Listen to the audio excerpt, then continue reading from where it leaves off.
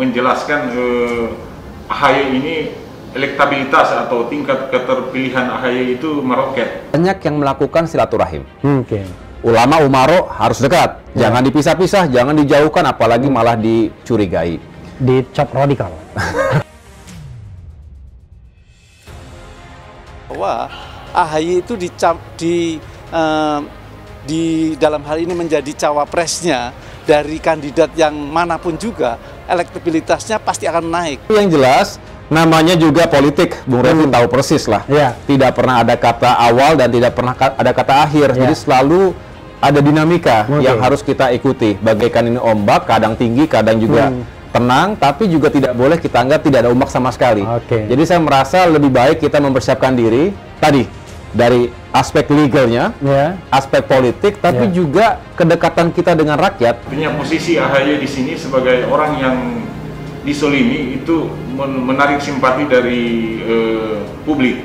Nah, ini isu yang pertama, di mana dari hasil survei itu, Bang, tentu saya mendapatkan amanah dan mandat dari para kader Demokrat untuk kembali membuat Partai Demokrat lebih terhormat posisinya. Kalau masuk ke papan atas, ya alhamdulillah tentunya. Sehingga memang artificialnya menurut saya saat ini memang AHY menjadi kandidat cawapres yang terkuat.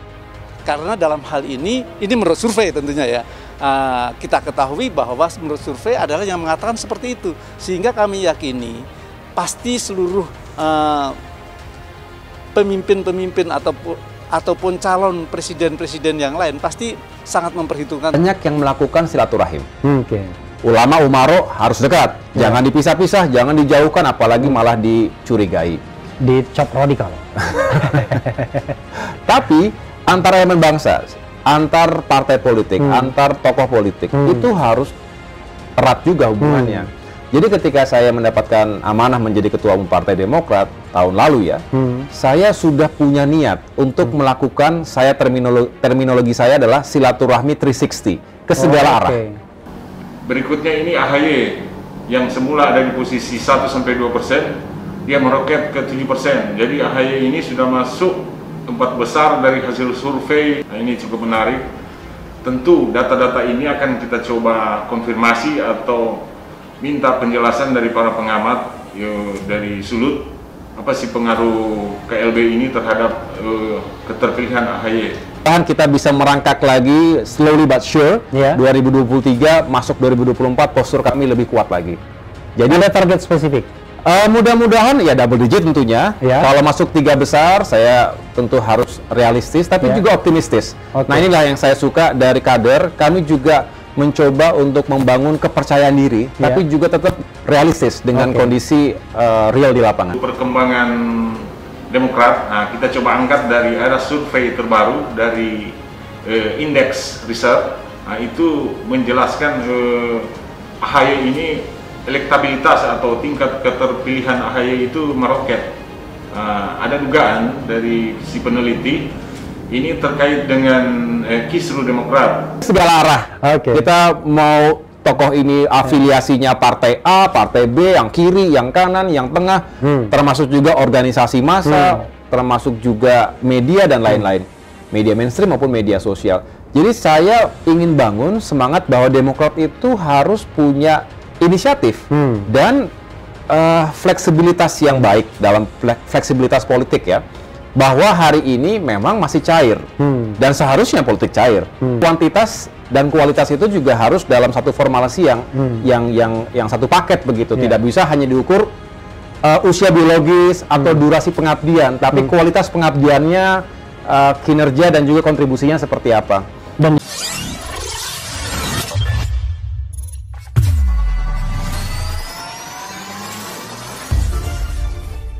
hasil survei dua lembaga terkemuka menunjukkan tren elektabilitas Partai Demokrat cenderung terus naik, demikian pula dengan elektabilitas Ketua Umumnya Agus Harimurti Yudhoyono (AHY). Ini tidak lepas dari kepemimpinan Partai Demokrat yang solid, serta mampu merangkul semua elemen masyarakat.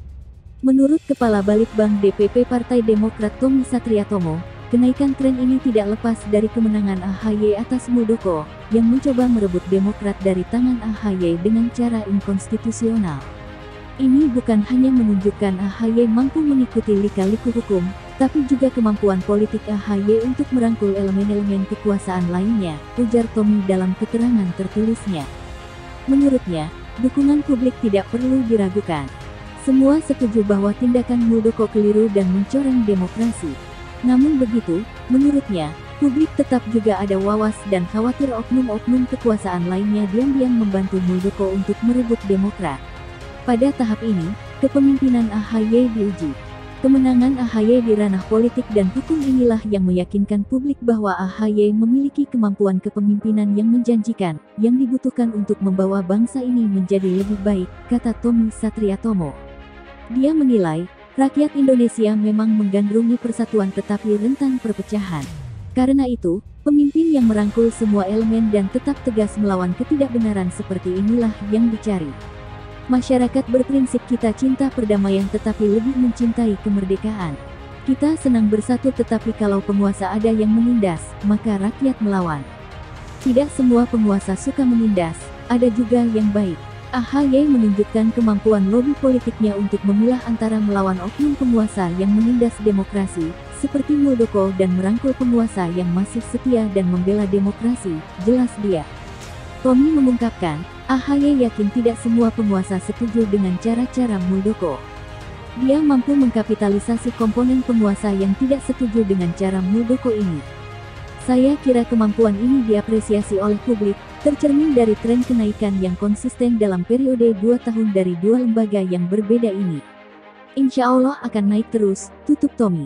Tren kenaikan Partai Demokrat tercermin dalam survei nasional yang dilakukan Indikator pada hari Minggu.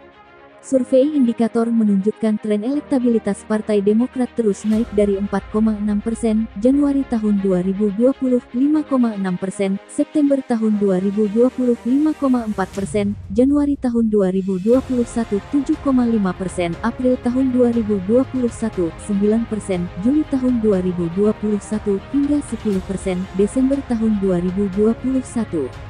Dengan angka elektabilitas 10% tersebut, Partai Demokrat berada pada urutan keempat partai dengan elektabilitas tertinggi setelah PDIP 26,4%, Gerindra 15,2%, dan hanya berselisih tipis dengan Golkar 10,6% pada akhir tahun 2021 ini.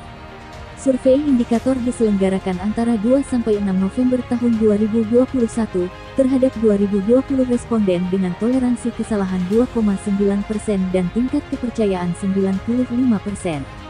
Tren elektabilitas Ketum AHY juga terus naik, dari 2,7% Mei tahun 2020, 2,5% September tahun 2020, 2,3%, Desember tahun 2020, 3,4%, April tahun 2021, 4,5%, AK 2021, dan 4,2% Desember tahun 2021. Survei Polmatrix diselenggarakan pada periode 21-30 November tahun 2021, A terhadap 2000 responden dengan toleransi kesalahan 2,2% dan tingkat kepercayaan 95%.